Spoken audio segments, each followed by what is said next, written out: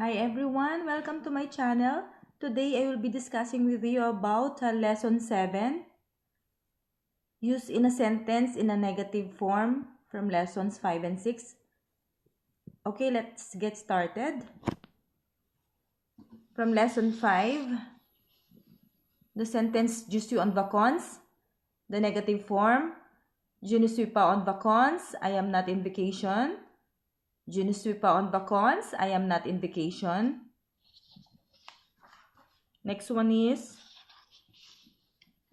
from the sentence "Tu es au parc", negative form, "Tu n'es pas au parc", you are not in the park, singular form. "Tu n'es pas au parc", you are not in the park, singular form.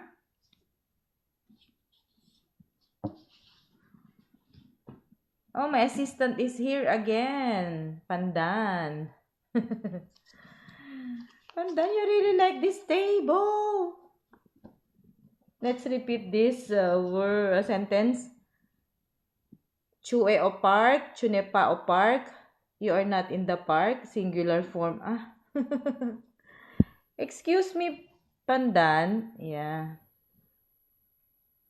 Tu es au parc, tu n'es pas au parc, you are not in the park, singular form.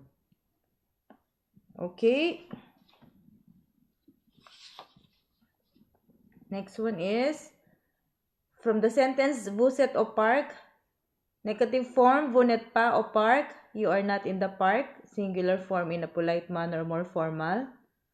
"Vous n'êtes pas au parc", you are not in the park, singular form in a polite manner, more formal.